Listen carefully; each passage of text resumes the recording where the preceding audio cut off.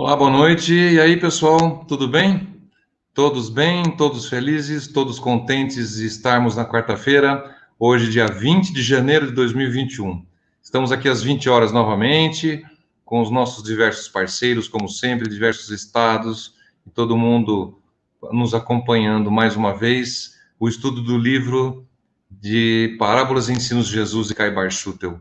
Esse livro é encantador, gente. Esse livro ele tem as descrições das parábolas, tais como os apóstolos colocam no Novo Testamento, e em seguida, Caibar Schutel faz o seu comentário a respeito do assunto da parábola, porque a gente já sabe de diversas e diversas parábolas que a coisa não é tão simples assim. Aquilo que está escrito nem sempre é aquilo que parece, né?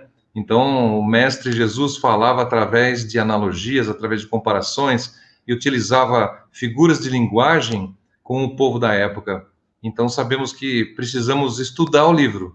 Então, as parábolas não são apenas para serem lidas, elas necessitam ser estudadas. Então, esse é o propósito da nossa transmissão, da nossa programação, do nosso estudo, sempre trazendo uma pessoa diferente, um comentário diferente, uma ideia. Um é engenheiro, outro é médico, outro, enfim, são diversas profissões que cada um tem a sua visão, a interpretação sob a ótica espírita daquilo que está sendo dito, daquilo que foi lido, daquilo que nós lemos da parábola nesse livro tão bonito, tão rico de conhecimentos. E temos aí um manancial de coisas, podem ficar tranquilos aí, se você está satisfeito que o programa está acontecendo, nós temos um manancial de coisas para o ano todo aí, para trabalhar. Nossa previsão é que até o fim de 2021, todo mundo possa estar na ponta da língua com cada parábola e os ensinamentos do Mestre Jesus, né? E eu vou trazer para vocês, eu resolvi não colocar na abertura uma vinheta que a gente vai colocar da Bienal 2021, porque justamente as pessoas entram devagar, eu gostaria que mais pessoas vissem, que é uma vinheta muito bonita de um evento grande que está sendo idealizado e programado para maio, aos moldes de uma feira literária espírita, só que virtual. Então, vou colocar para vocês a vinheta. Semana passada, quem participou já viu essa vinheta, uma vinheta muito bonita, muito bem produzida, que traduz o trabalho desses institutos e das TVs e rádios web que trabalham em prol do espiritismo. Uma coisa muito bonita. Então, vamos colocar para vocês a Bienal, daí a gente volta. Então, 1 minuto.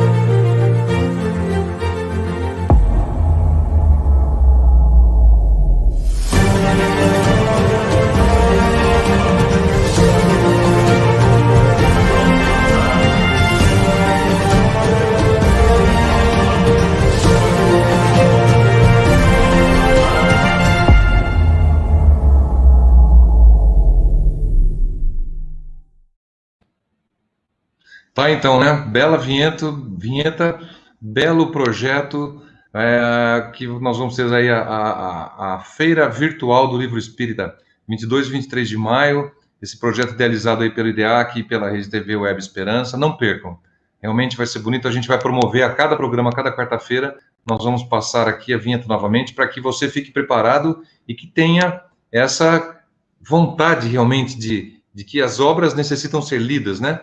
E terão diversos livros lançados, a literatura espírita como um todo será comentada, a gente vai ter diversas pessoas participando, também falando das obras, muito, muito bom. E vamos lá para os comentários então, gente. Boa noite a todos, a gente fica muito contente de falar com vocês, aí o pessoal tá se achegando, né?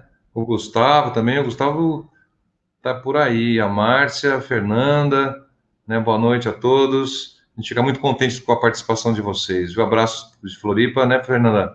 Um abraço para você também. A Fernanda estava com o Cássio Carrara também, a gente já passou, falou um oi para ela de ontem aí.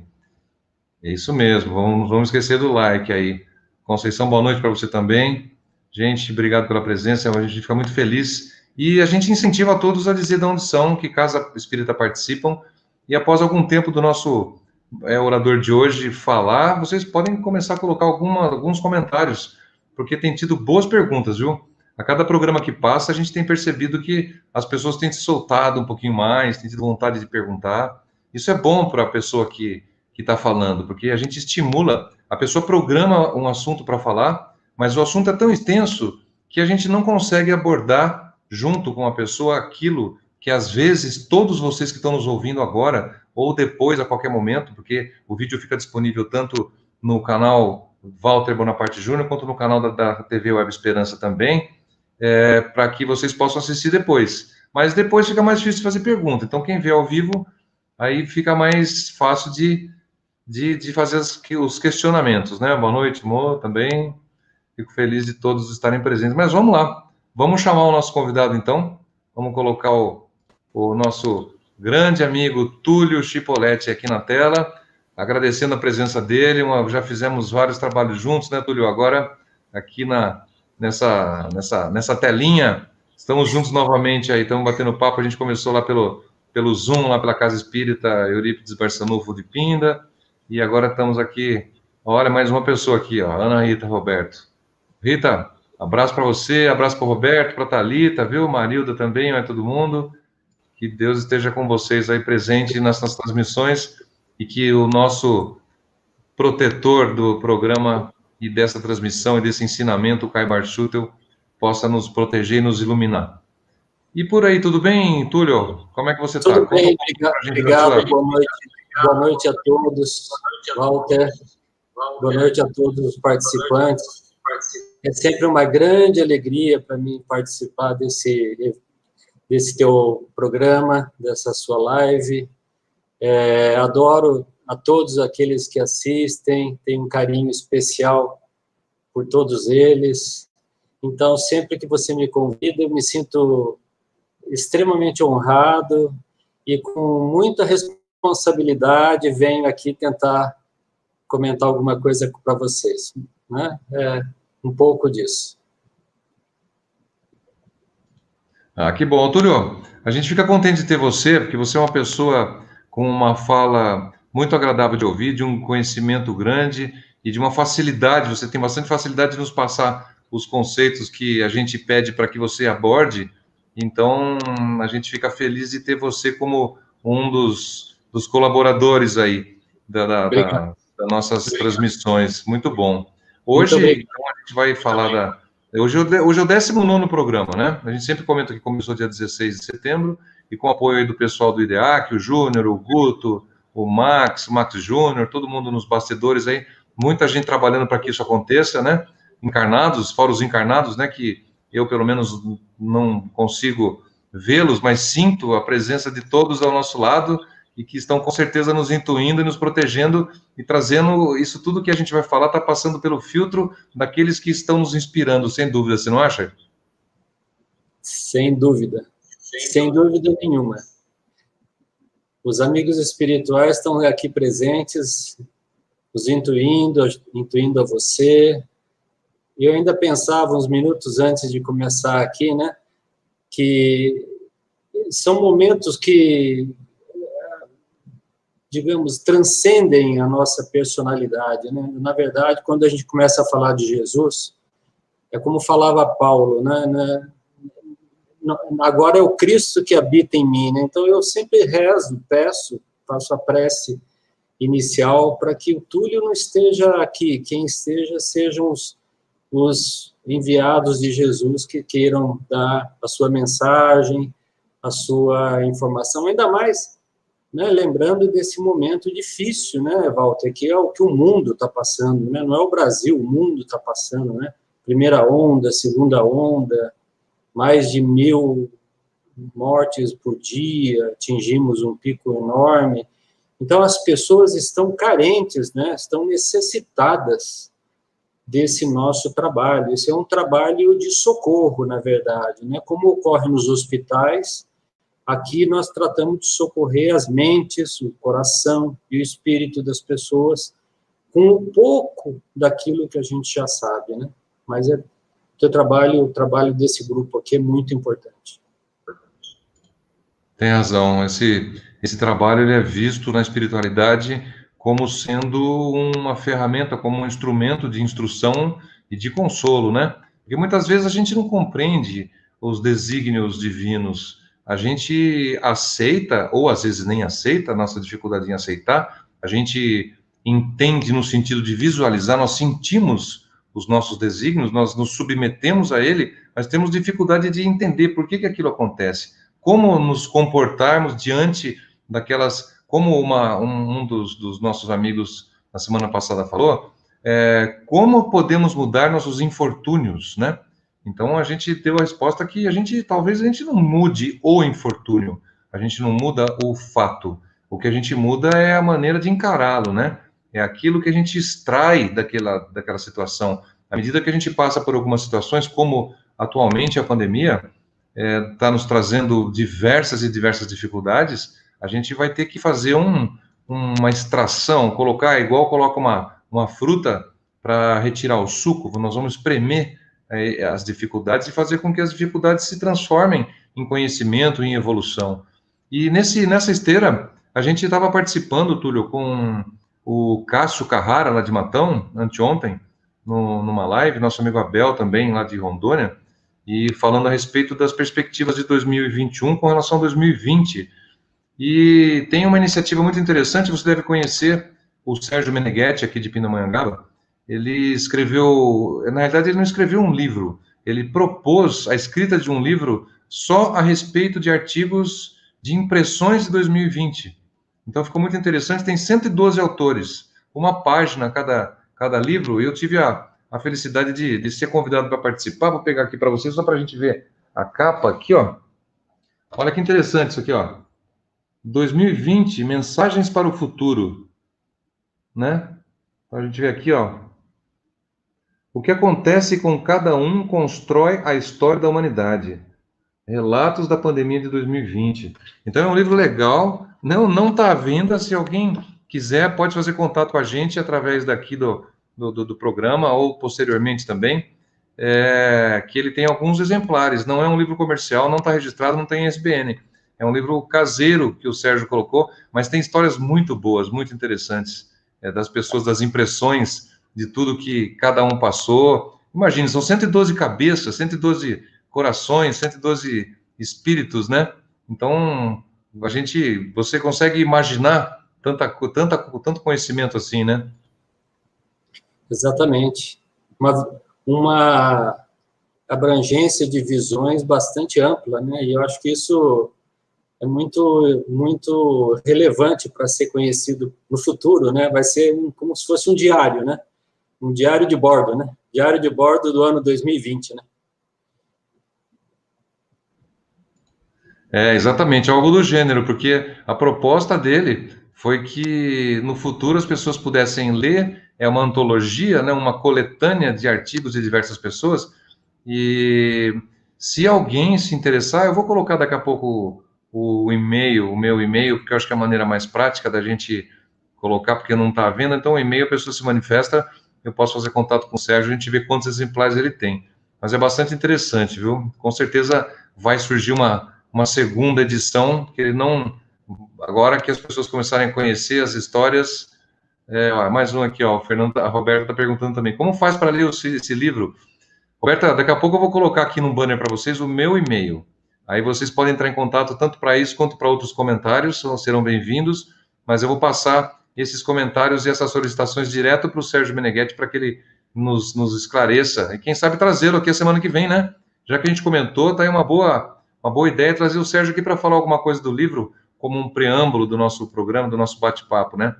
Agora, tem uma pessoa que a gente vai acrescentar aqui, que vai nos trazer também alguns comentários muito ricos, com certeza. Boa noite, Gustavo. Boa noite. Boa noite. Uma alegria. Tudo bem com você? Tudo bem, sim. Tudo bem, sim. Eu tô. Então tá bom.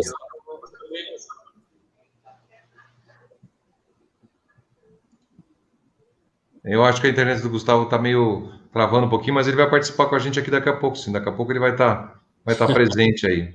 Vai bater um papinho. Se ele precisar sair e entrar de novo, fica à vontade, Gustavo, que nós vamos passar a parábola. Agora a gente vai ler a parábola, vamos ler o comentário de Caibar, em seguida a gente passa a palavra para o Túlio e no fim a gente vai fazer aí um crivo de perguntas para o Túlio aí. E a gente vai ter o Gustavo para ajudar a responder. Pessoal, fiquem à vontade, hein? Aí ouçam o Túlio. Vai ser difícil ter muita pergunta depois do Túlio falar, porque quando o Túlio fala, ele vai esclarecer tanto para a gente que a coisa vai ficar muito mais fluida, né? Então, falando também do fluido cósmico que o Gustavo abordou ontem no estudo do Livro dos Espíritos, né, Gustavo? O Gustavo vai falar mais para a gente um pouquinho disso também. Túlio, então nós vamos abrir aqui, para quem quiser acompanhar, a gente vai abrir aqui e ler junto, que acredito que fica mais fácil, como a gente tem feito, as pessoas têm gostado. Deixa eu só passar aqui para o nosso... Aqui, vocês estão vendo, né? Legal. Antes da gente começar a ler, vamos dar uma boa noite especial aí para o nosso grande amigo Francisco Rebouças, também âncora dos programas, também uma pessoa maravilhosa. Está devendo uma visita também aqui para dentro da sala, hein, Francisco? Logo nós vamos bater um papinho, convidar você. Já falei isso a semana passada já. Legal. Então vamos lá. Ó, gente, então a parábola que a gente vai ler para vocês hoje, na sequência do livro, é a parábola dos servos bons e maus. Essa parábola a gente encontra em dois locais. A gente encontra, vou colocar aqui antes, ó, Mateus, tá? No capítulo 24, de 45 a 51, e Lucas, no capítulo 12, de 42 a 48. Ela está presente como citação desses dois evangelistas falando, reproduzindo as palavras de Cristo. Então vamos lá. Parábola dos servos bons e maus. Quem é, pois, o dispenseiro fiel e prudente, ao qual o Senhor confiará a direção de sua casa, para que em tempo devido distribua o alimento? Bem-aventurado aquele servo a quem o seu senhor, quando vier, achar assim fazendo. Em verdade vos digo que lhe confiará todos os seus bens. Mas, se aquele servo disser no seu coração: meu senhor tarda em vir, e começar a espancar os criados e as criadas, a comer, a beber e embriagar-se, virá o senhor daquele servo no dia em que o não espera, e numa hora em que ele não sabe, e separá-lo-á e porá a sua parte com os infiéis. E aquele servo que soube a vontade do Senhor, e não se preparou, nem fez conforme a sua vontade, será castigado com muitos açoites.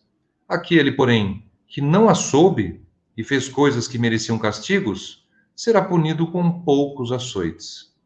A todo aquele a quem muito é dado, muito lhe será requerido.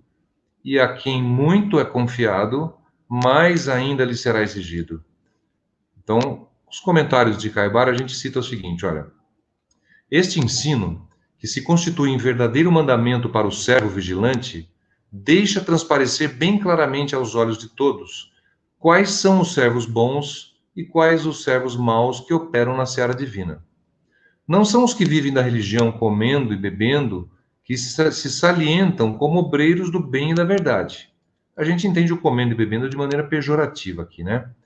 Com exageros. Não são os que repudiam, condenam e excomungam seus semelhantes que o Senhor escolheu para seus verdadeiros servos, mas sim os que são fiéis à sua palavra e prudentes no cumprimento de seus deveres. Quem só trabalha pelo numerário, pelo dinheiro, não pode interpretar o pensamento íntimo do mestre. Não pode, por isso, ser sábio, prudente e infiel. O bom servo só faz os desejos e a vontade de seu senhor. O mau servo faz o que lhe apraz, o que lhe dá prazer. Aquele, o bom servo, trabalha para cumprir seus deveres. Este, o mau, por vil interesse e para satisfazer desejos bastardos. Acresce ainda a circunstância de que os servos bons trabalham sempre, trabalham sem cessar, pois sabem que o trabalhador da última hora não é o que chega por último, mas sim o que trabalha até a última hora, e não regateia esforços para que todos os bens que lhe foram concedidos sejam postos em ação, estejam em movimento para vencerem juros.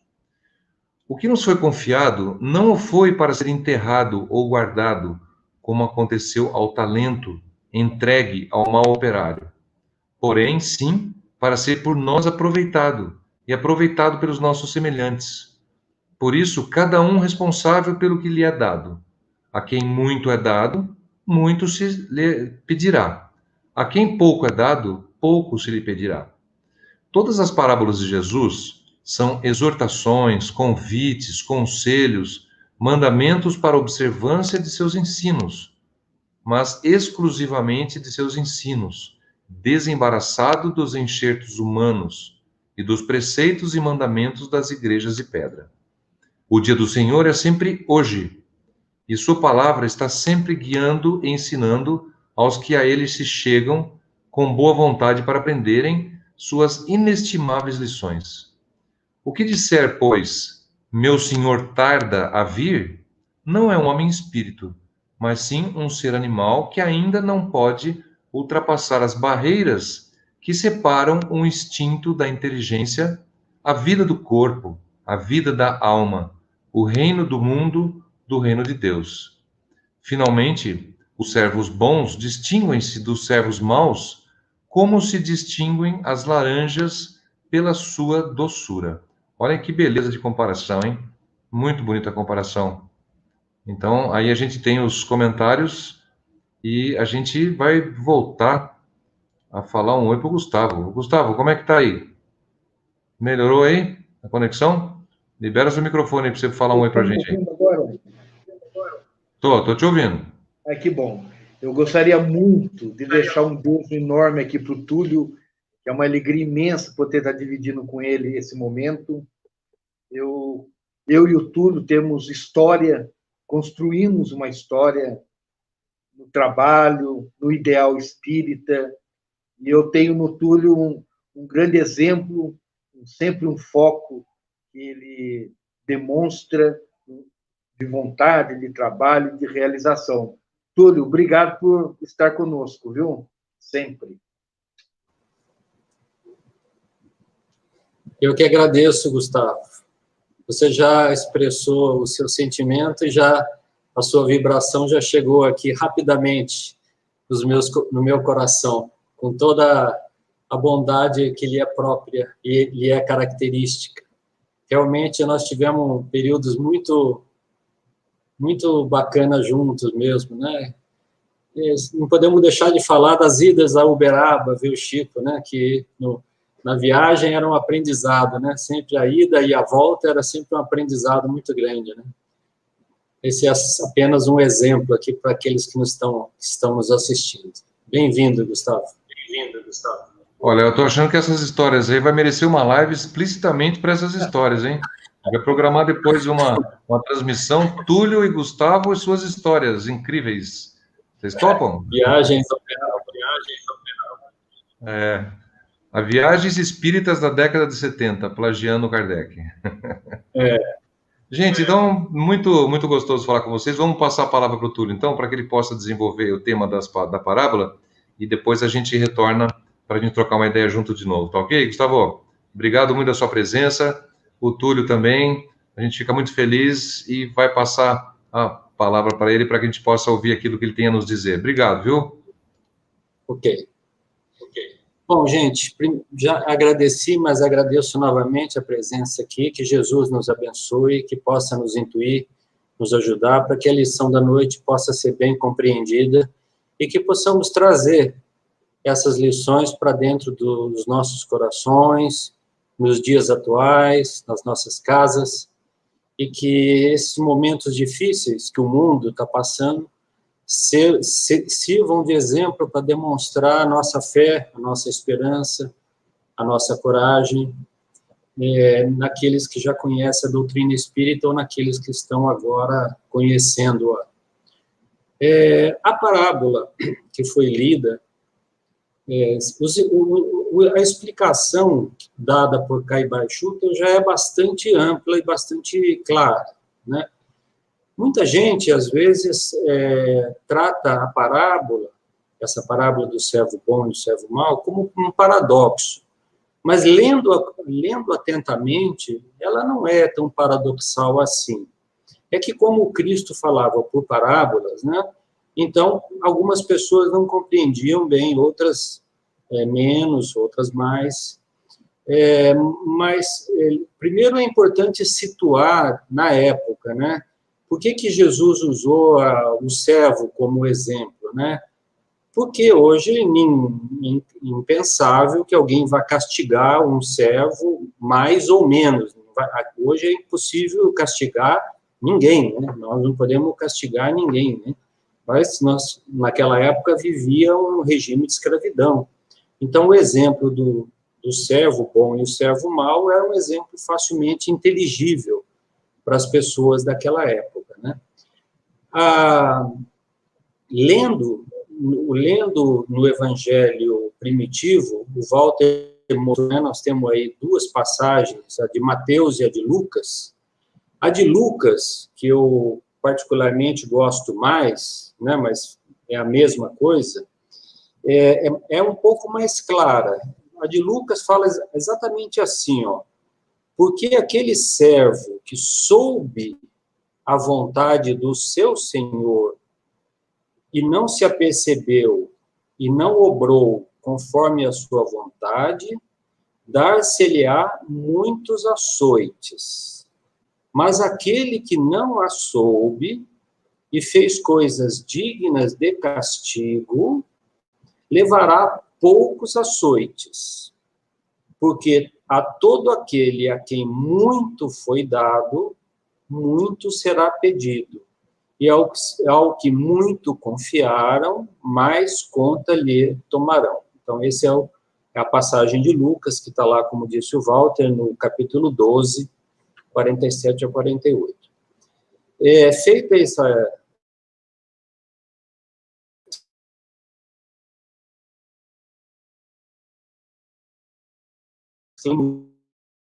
menos aquela forma nenhuma. Mas vamos ao exemplo atual para ilustrar um pouco o que Jesus quis dizer. Você coloca teu filho, certo? Porque você na melhor escola possível. Inclusive uma escola paga, não pública, e você custeia, investe no teu filho no estudo, seja ele de qual nível for. Universitário, era do...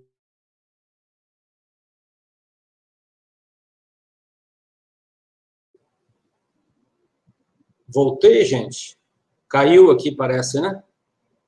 Estou de volta? Voltou sim. Ok. Travou As internets. Está travando um pouquinho, mas está indo e voltando, Tulio.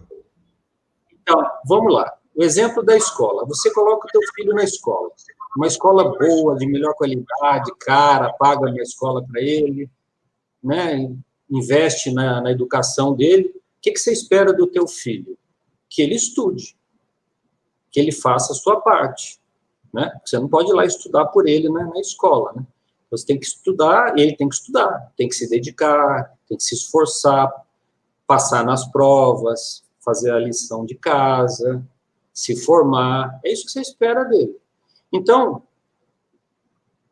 o mau filho, nesse exemplo que eu estou dando, é aquele que recebe tudo do seu pai, nós aqui humanos, que não somos nem Deus, nem Jesus, já queremos que o nosso filho corresponda a essa nossa expectativa, que foi combinada com ele.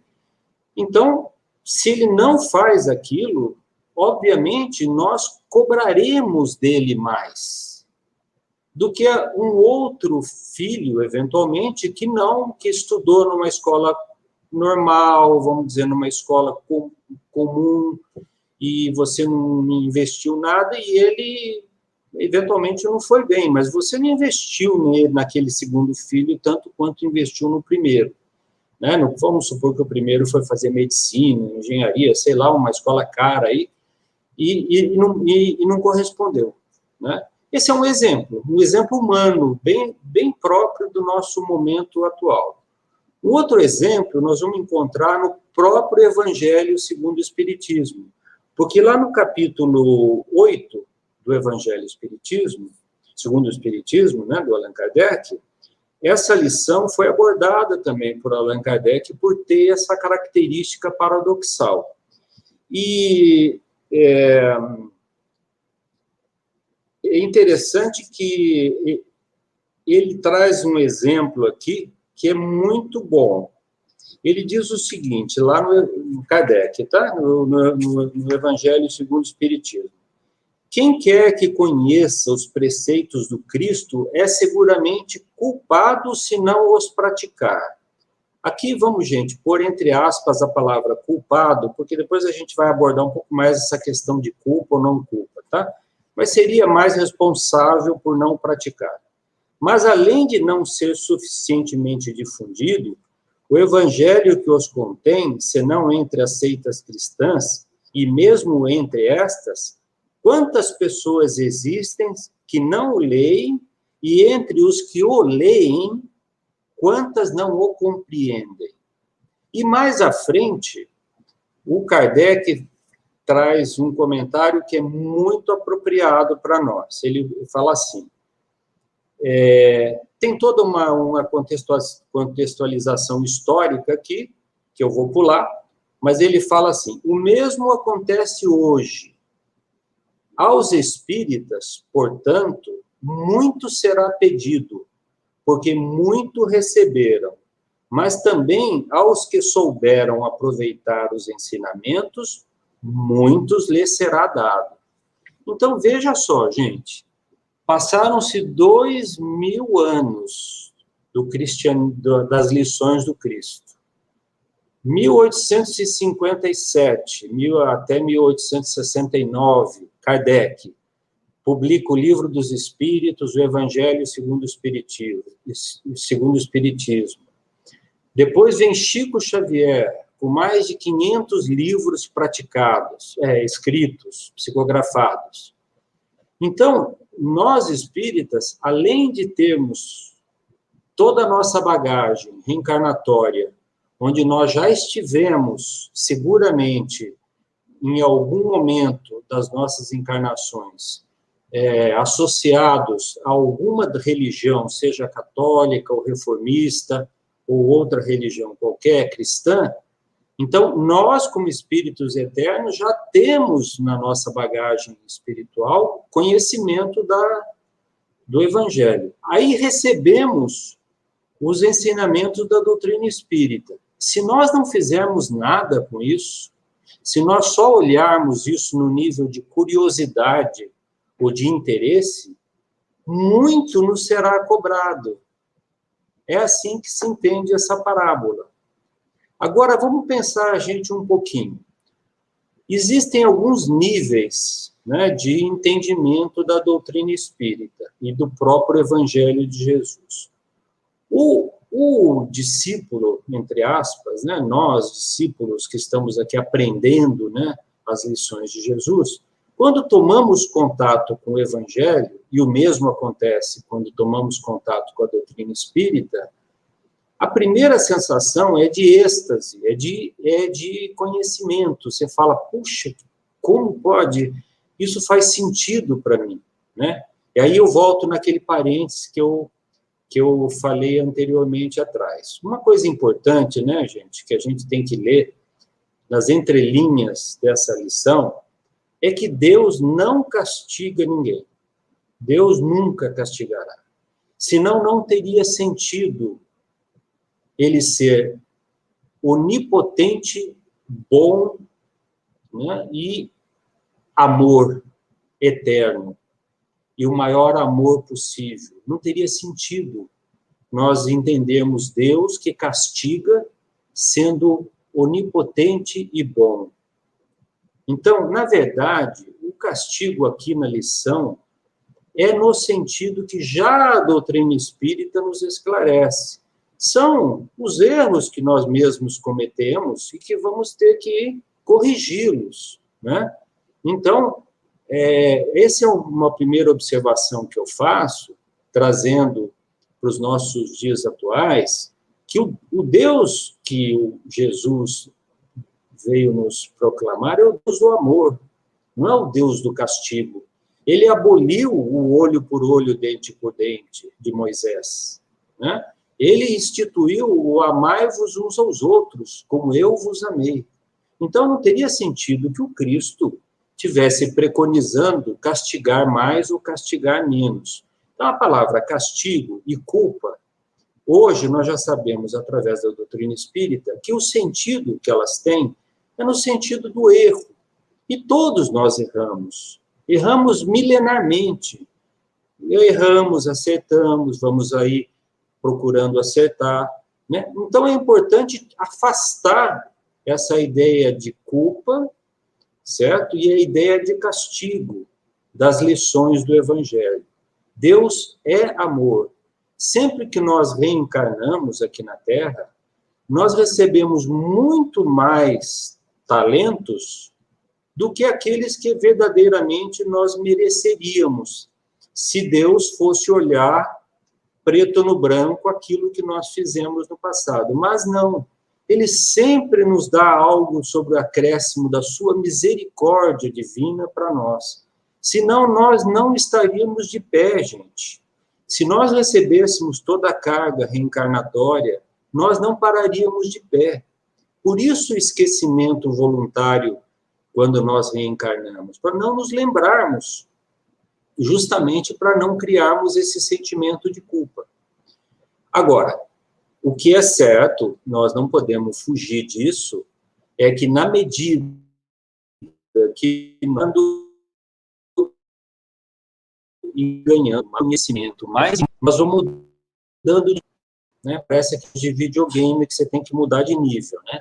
Quando você sai do nível 1, que é do nível do intelecto, do conhecimento, da êxtase pelo conhecimento, que aquilo faz sentido para você, e você começa a sentir no segundo nível de compreensão do Evangelho o amor, e começa a sentir o Cristo mais presente na sua vida, aí você começa verdadeiramente a entrar no nível de entendimento do Evangelho de Jesus, que é o amor aos nossos semelhantes. E nós, espíritas, temos mais conhecimento, sim, porque nós já conhecemos a reencarnação e, portanto, já sabemos de muito mais coisas que não sabíamos no passado.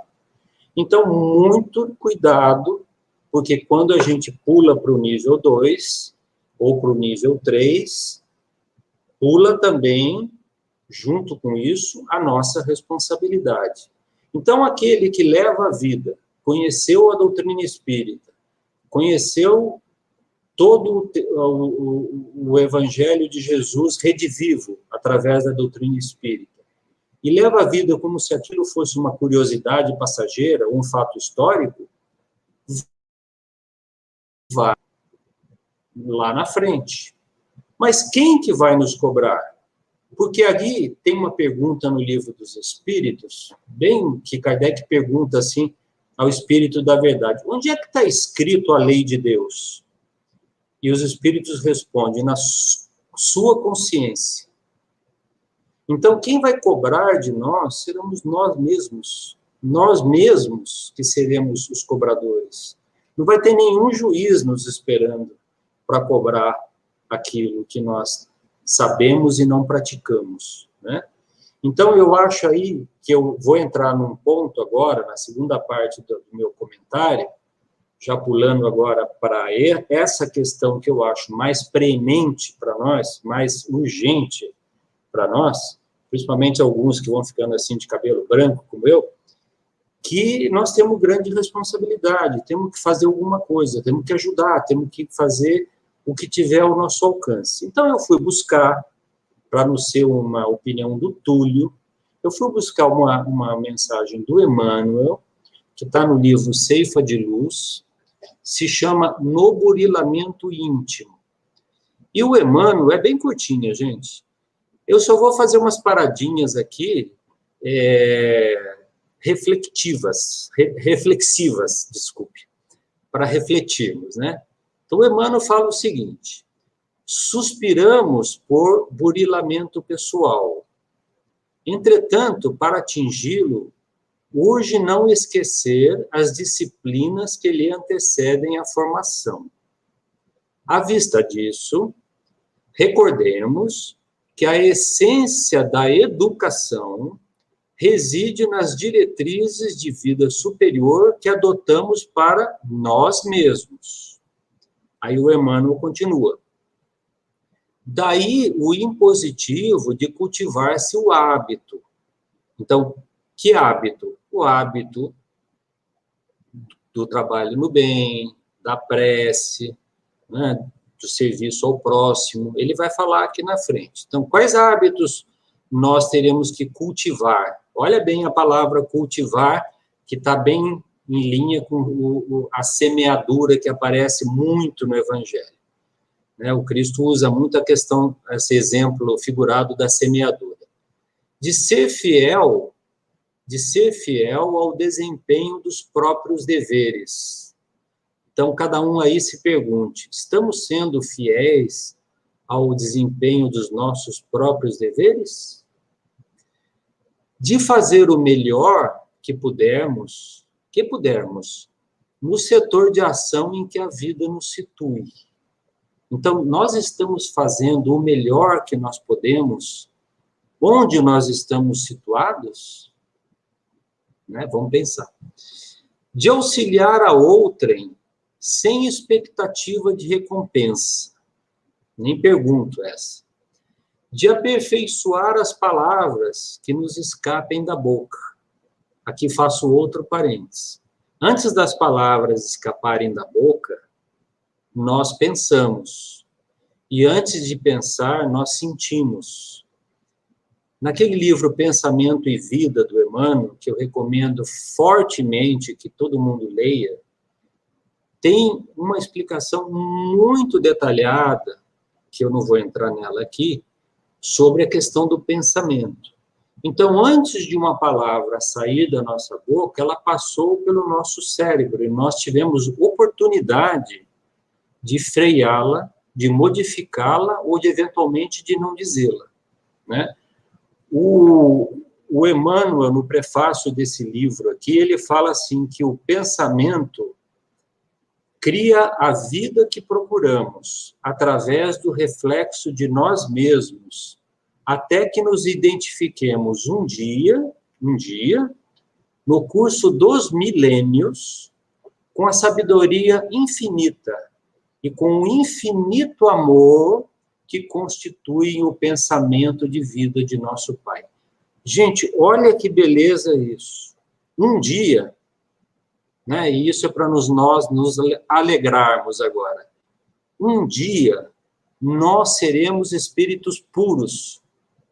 E nós vamos comungar com o pensamento divino. Vejam que maravilha. Mas nós temos que começar hoje o trabalho de frear a nossa boca, de saber o que falamos. Porque é aquilo que falamos que afeta as pessoas. Mas é principalmente, e mais importante que o que falamos, é aquilo que pensamos.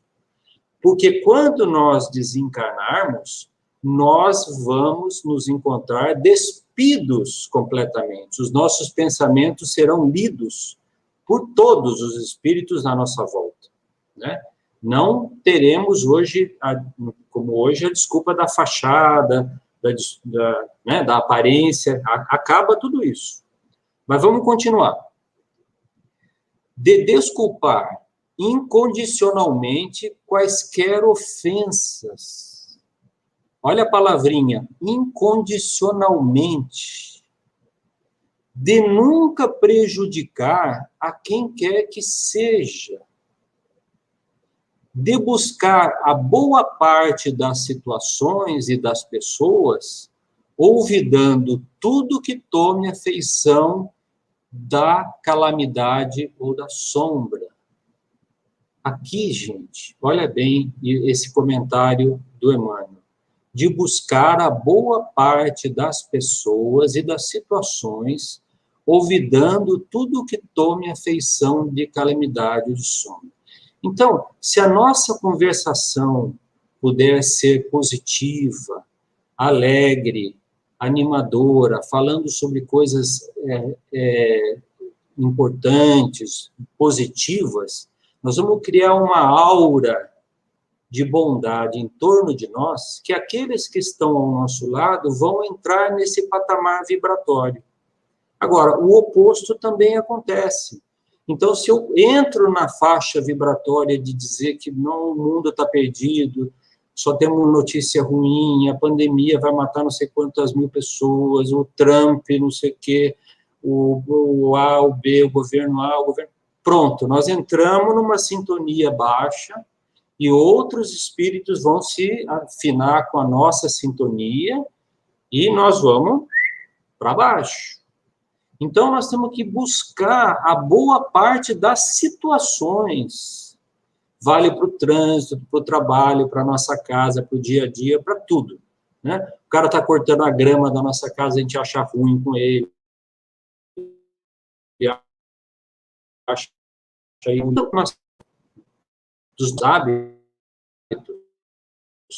Essa é a pergunta que o Leandro está fazendo.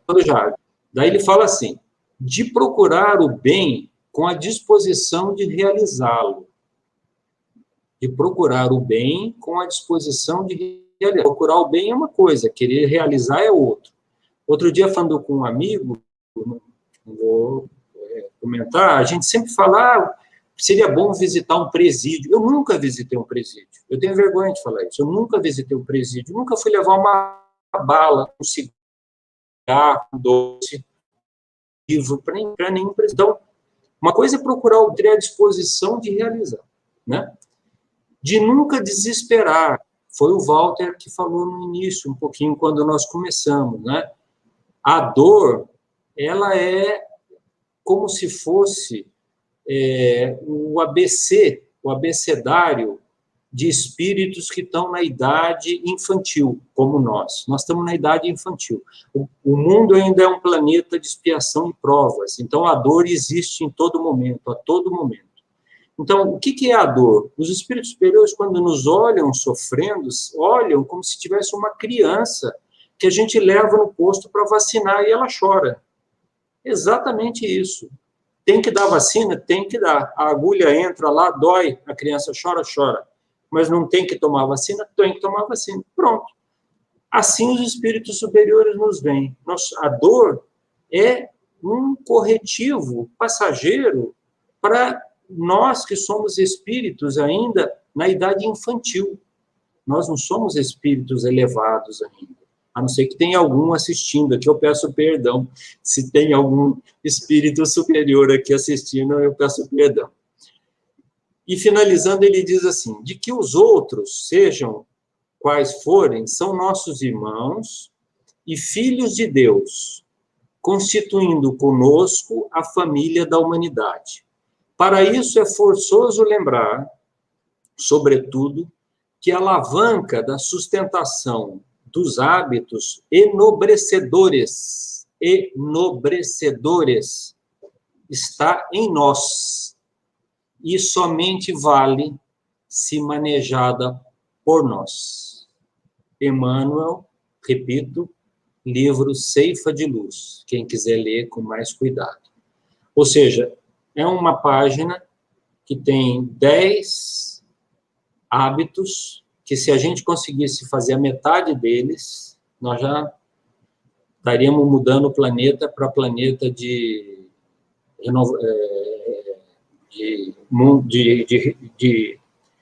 expiação de provas para mundo de renovação, né? Então, assim, para encerrar, eu estou olhando meu tempo aqui, eu me lembrei e queria deixar isso assim como só uma ilustração final do que o Cristo espera de nós. Eu me lembrei que li há muitos anos atrás, e hoje eu fui pegar para ler novamente, esse livro aqui, ó, Eurípides Barçanufo, O Apóstolo da Caridade.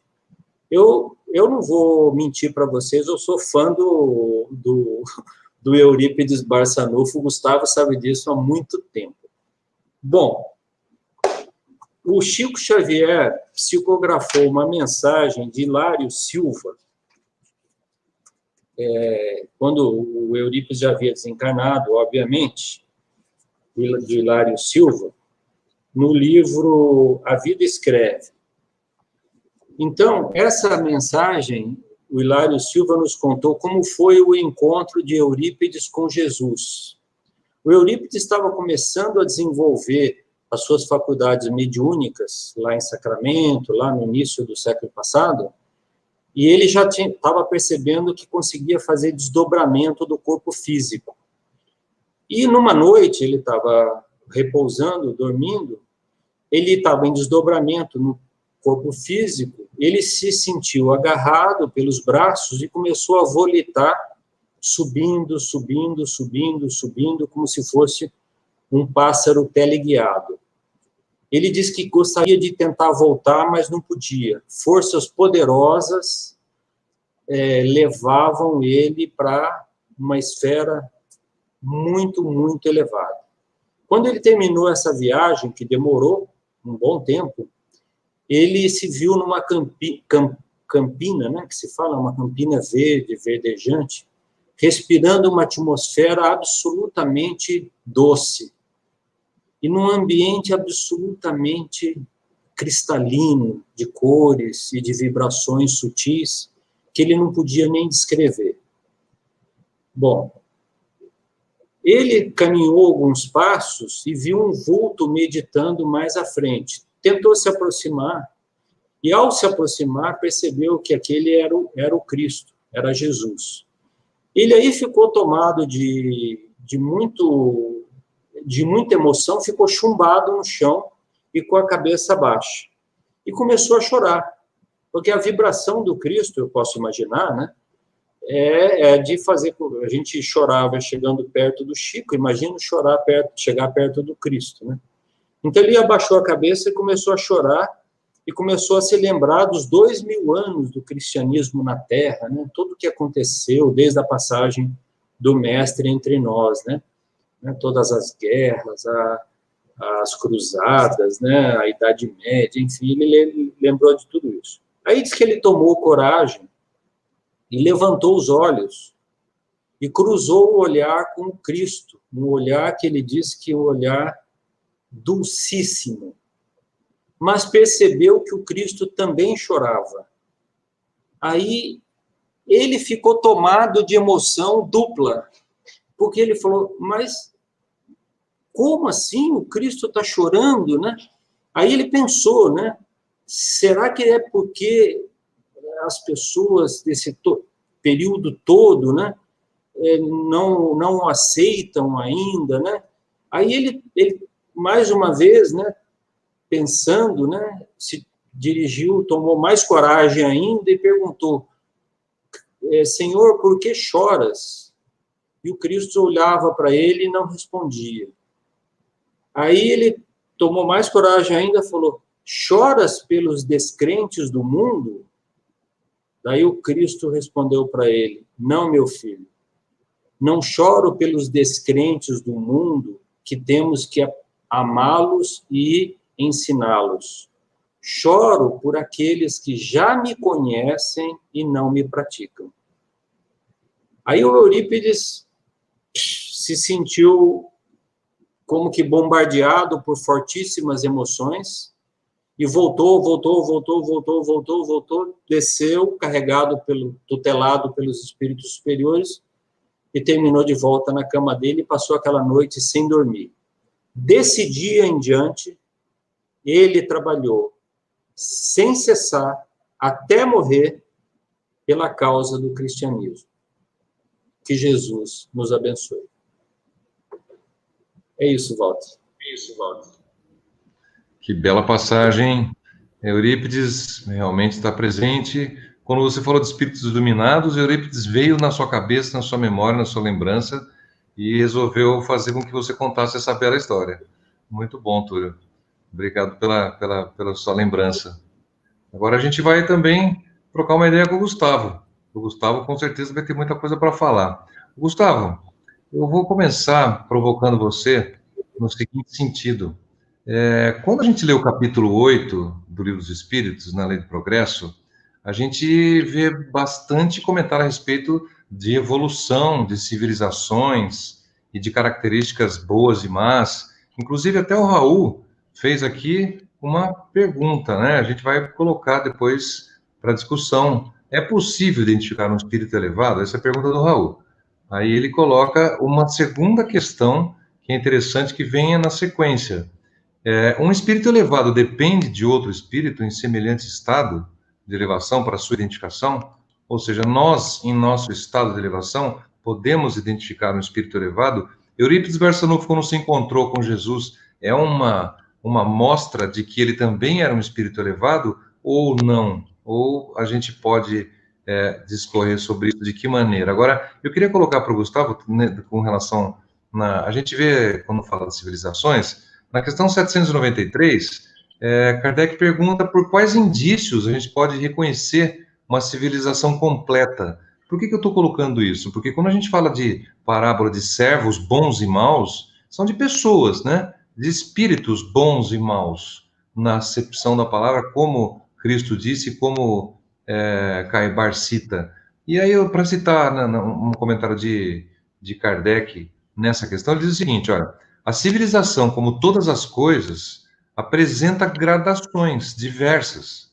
Uma civilização incompleta é um estado transitório que gera males especiais, desconhecidos do homem no estado primitivo.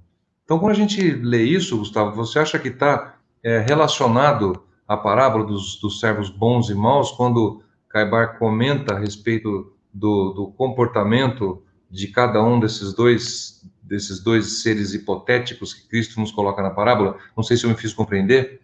A ideia é bastante complexa, aliada também. A gente poderia dividir, então. Vamos dividir a resposta do Raul primeiro, para não complicar, então. A gente passa para o Gustavo, ele fala sobre o que o Raul comentou, depois a gente comenta sobre a relação dos bons e maus e civilizações completas ou incompletas. Qual a relação entre elas? Gustavo, a palavra é sua, então.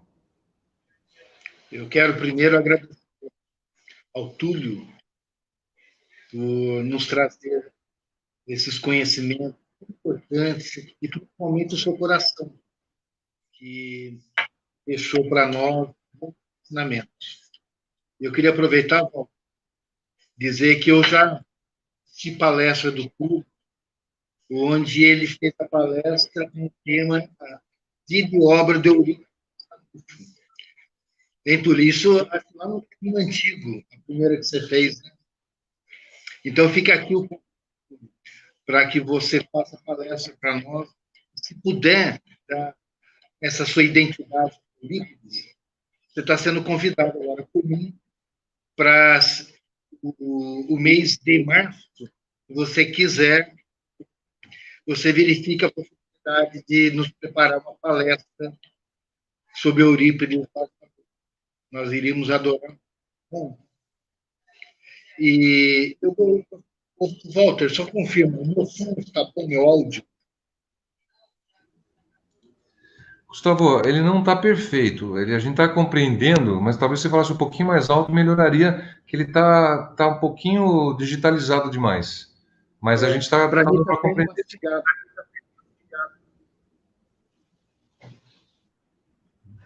Tudo bem? Posso continuar? Pode continuar. Então, em relação ao Raul, a pergunta dele, como nós podemos identificar o espírito elevado? Eu acho que é bem simples se nós buscarmos Jesus, quando ele nos fala que reconhece a árvore pelos frutos. Então, nós reconheceremos o nível evolutivo de cada um aqui na Terra, reencarnado ou não, de acordo com os frutos que ele entrega. Aonde ele esteja, com quem ele esteja, ele estará produzindo os frutos do Evangelho. E através desses frutos, nós reconheceremos a evolução espiritual de cada um desses espíritos. E lembremos-nos que não há necessidade de nós estabelecer comparações entre espíritos para detectar o seu nível evolutivo. Nós sempre partimos da nossa referência, ainda espíritos muito atrasados que somos, com bastante vícios, mazelas, ignorantes. Então, para nossa referência, nós lançamos o olhar àqueles outros espíritos que se fazem entre nós, trazendo-nos, então, exemplos que nos alavancam para segui-los. Então, o espírito elevado para nós, a nossa referência, são aqueles que estão ao nosso lado, ou que se apresentam a nós, em nome do Evangelho, demonstrando os frutos do Evangelho para que nós possamos saboreá-los, nos saciar e seguir os passos e exemplos desses espíritos. Eu creio que é isso, né? O Evangelho, o Espiritismo, só para fechar com a volta, ele nos fala dos mundos mais elevados e traz as características dos espíritos que vivem.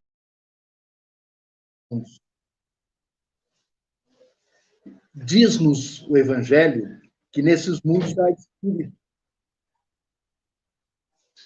que tem um potencial de bondade tremendo e com a mediunidade natural e constante, sempre para a prática do bem. Quando eu li essa passagem do Evangelho, eu lembrei-me de Francisco Cândido Xavier, que viveu entre nós. Walter, para mim está mastigado, para vocês também? Tá um pouco sim. Tá um pouco. Vamos intercalar com o Túlio, então, enquanto sua internet se recupera aí. Túlio, me fala uma coisa a respeito do que eu comentei com você da questão 753, das civilizações e do adiantar das civilizações. Você acredita que esta passagem, acho que o Gustavo caiu momentaneamente, daí eu te recupero daqui a pouco.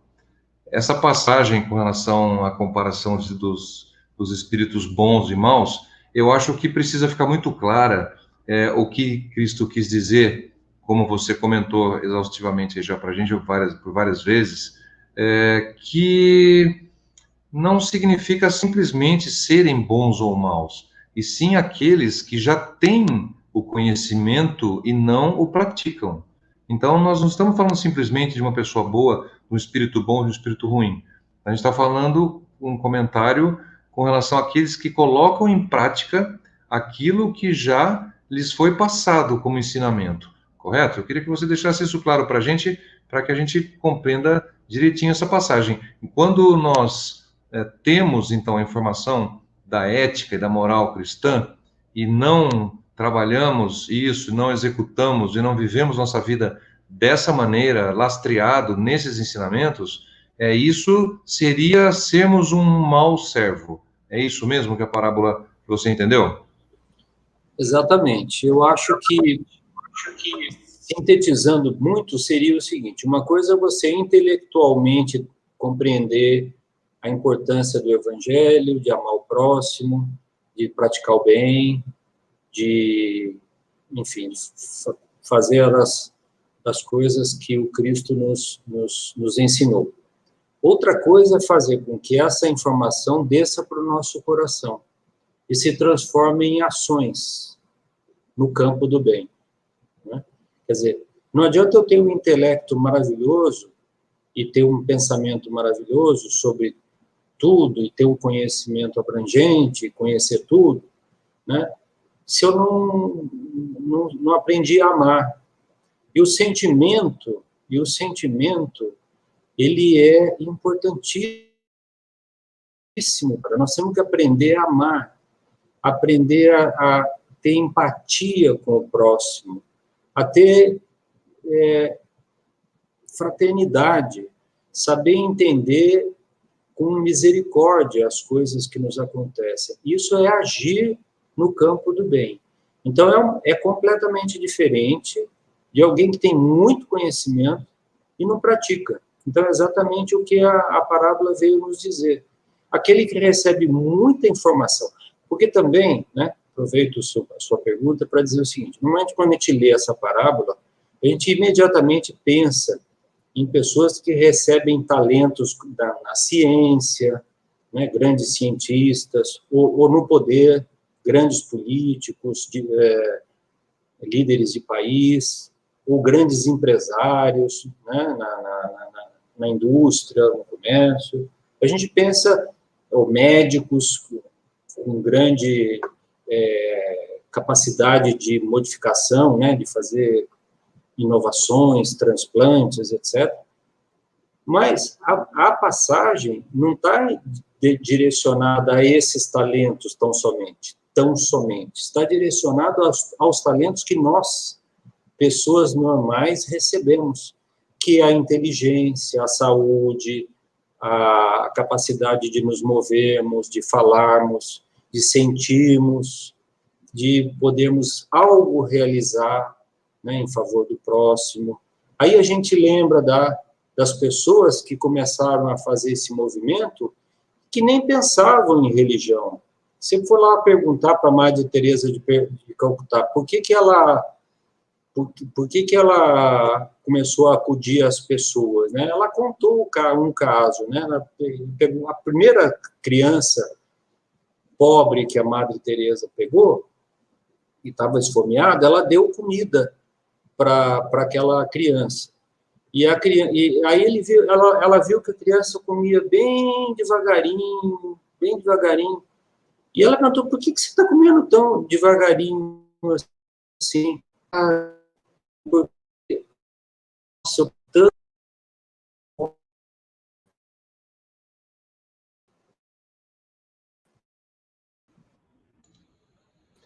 O Túlio congelou a imagem agora. Para que ela nunca acabe. Agora voltou. Voltei? Então, a Madre Teresa... Ela estava comendo devagarinho para degustar melhor, para que não acabasse, é isso? Para não acabar a comida. Então, ela percebeu que ela tinha dado uma coisa que a pessoa não via há semanas, não comia há semanas. Aí ela começou a ajudar. Você vê, não tinha nada de intelectual no que ela estava fazendo. Ela estava agindo em puro coração. Era puro coração. Puro. Ela não sabia como ajudar. Ela começou a ajudar uma pessoa. Terminou ajudando milhares de pessoas. Então, não houve, da parte dela, preocupação com se o Cristo estava aprovando, se estava de acordo. Não, ela estava fazendo por pura bondade. Então, a gente falou de espíritos superiores. São espíritos que agem com naturalidade, praticam o bem com naturalidade.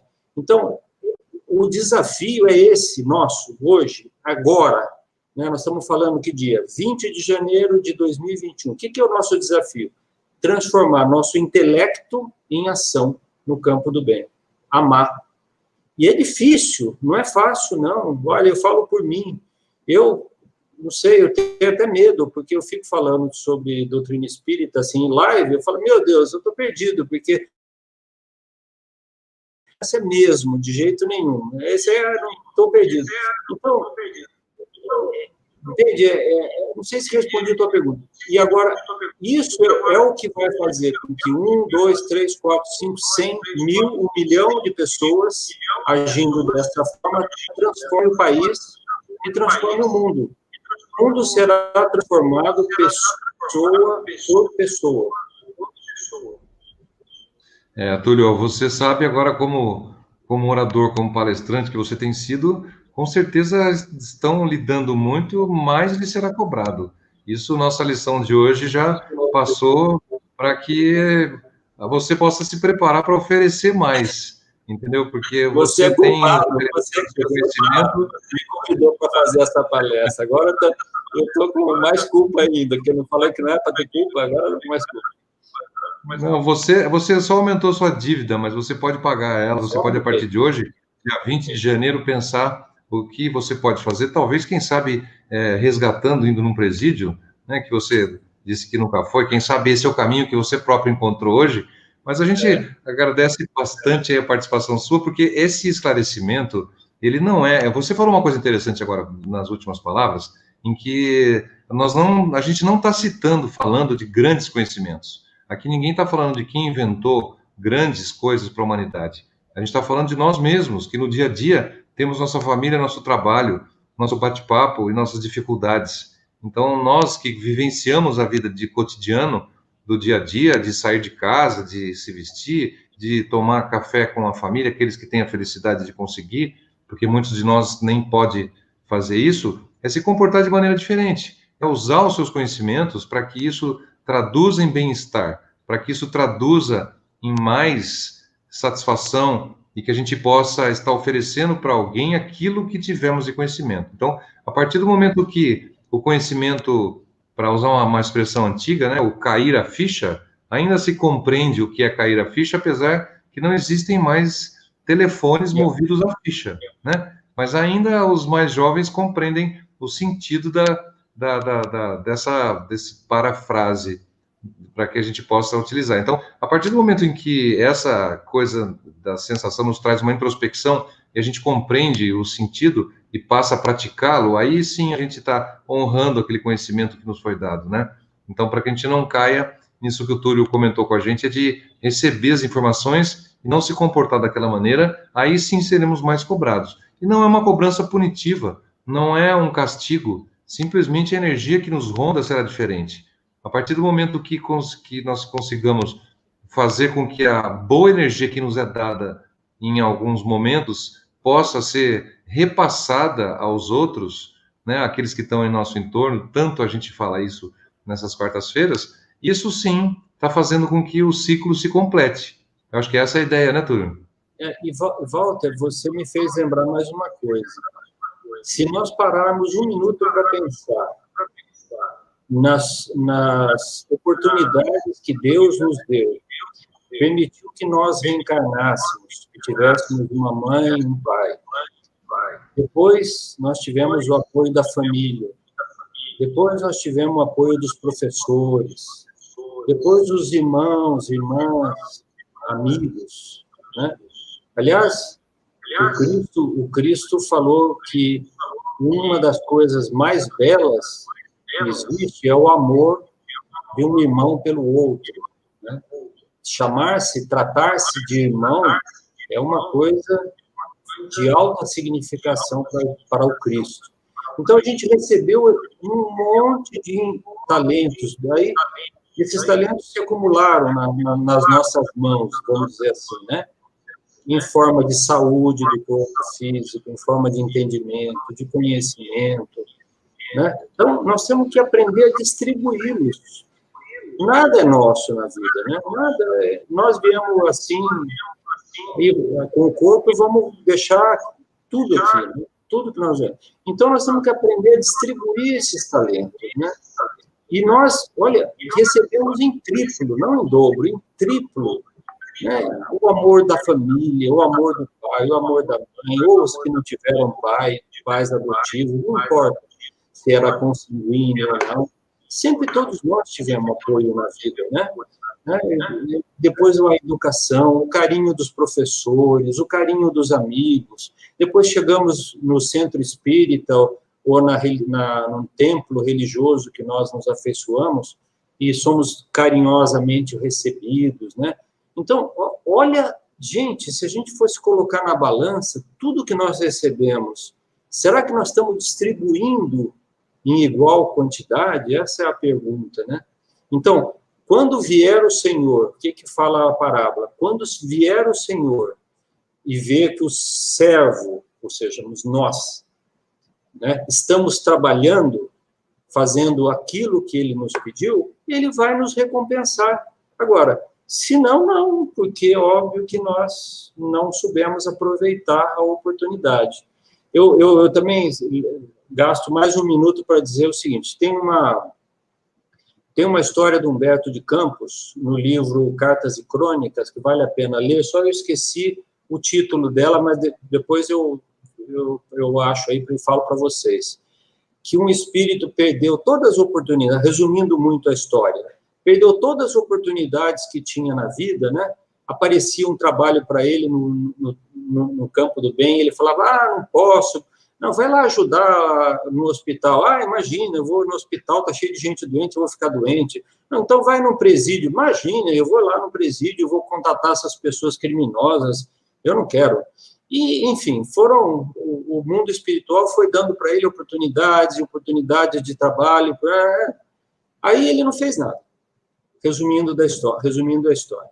Chegou lá no mundo espiritual, viu que não tinha feito nada, o mentor espiritual falou, filho, você perdeu a oportunidade. Não, mas agora eu quero reencarnar de novo, preciso reencarnar. Não, você vai reencarnar, não tem problema. Só que você vai ter que entrar numa fila que está levando 20 anos, porque tem 200 mil na tua frente para reencarnar. Você imagina reencarnar, juntar, né, fazer o planejamento reencarnatório de uma pessoa como nós. O pai, quem vai ser o pai, quem vai ser a mãe, o lugar onde vai nascer, se é em Pindamonhangaba, se é em São Paulo, se é em Belo Horizonte, se é em Paris, se é em Nova York, se vai com que jeito, como vai ser o corpo, todo o planejamento reencarnatório, imagina, o trabalho que dá. Então, o mentor falou para ele, não tem problema, você vai reencarnar, mas vai levar 20 anos. Tem 200 mil na sua frente. Só naquela cidade espiritual onde ele foi recebido. Está lá no Humberto de Campos, no livro Cartas e Crônicas. Depois vocês dão uma lidinha lá. E paro de falar, porque senão a dívida aumenta. Olha, eu preciso falar para você aqui que você foi defendido pela Mônica aqui, olha. A Mônica falou o seguinte, ó. O Túlio está ganhando crédito com sua palavra. Nós nos transmitindo tantos ensinamentos. É porque eu falei para você que você estava adquirindo dívidas. Ela falou, ele está adquirindo crédito. Então eu retifico o que foi dito. Está ganhando crédito com a palavra. E grandes reflexões aqui. Floriano, por exemplo, olha, o homem na atualidade necessita buscar compreender a grande necessidade de viver em plenitude do bem, buscando sem neuroses se ainda não conquistou virtudes pelas quais anseia em adquirir. Gente, tudo a seu tempo, tudo a seu tempo. A gente precisa compreender o mecanismo da vida imortal. A partir do momento que nós temos a noção de que existimos por dezenas e centenas de anos, milhares de anos, e diversas encarnações, cada vez de uma maneira, a gente pode esperar um pouquinho mais no sentido de que nossa evolução vai vir. Agora, a gente precisa batalhar em todas elas, né? Então, todas as encarnações são grandes lutas, grandes desafios, para alguns maiores, para outros menores, mas todos nós temos embates, temos dificuldades nas nossas encarnações no dia a dia. Então, essa mensagem que fica para vocês é que a vida, ela está para ser vivida no sentido que Cristo nos trouxe, com a empatia com as pessoas, com o respeito, com o amor e com o sentimento que pode ser cultivado a cada momento. Túlio, eu deixo para você, então, uma pequena oração final para que você possa nos brindar aí com a sua energia do encerramento, para que as suas palavras penetrem no coração das pessoas, e já deixando as pessoas convidadas para quarta-feira que vem. Aí teremos a parábola das 10 virgens, também teremos uma outra pessoa fazendo um comentário. Eu nunca falo quem é na semana seguinte, para manter a surpresa, né? Às vezes eu falo o título, mas não falo quem vai falar. Na minha planilha é secreta, só eu conheço.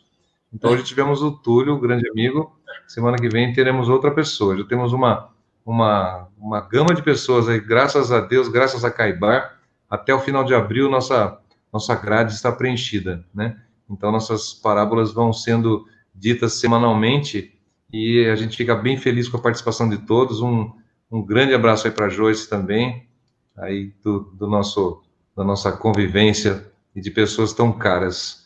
Túlio, muito obrigado pela disponibilidade, pelas suas palavras, pelo seu carinho conosco, a todos os ouvintes também, todos os irmãos que estão presentes, aqueles desencarnados que nos ouviram, que nos intuíram, aqueles também que fizeram grande benefício de suas palavras, com certeza, porque a gente sabe que existem aqueles que nos intuem, existem aqueles outros, a grande plateia, que também necessita das nossas palavras para que eles, cada um em seu plano, também possam continuar a evolução divina. Obrigado, Túlio. Obrigado. Minhas palavras são só de gratidão, Walter. Realmente não tenho outras palavras para dizer.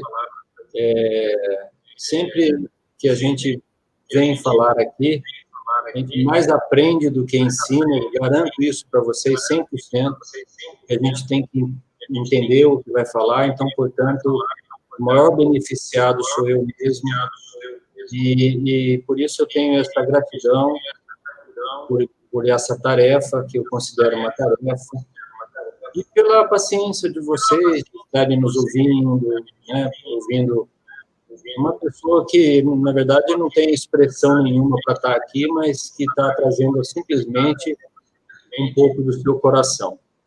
Né? Fiquem com Deus, todos vocês. Jesus os abençoe.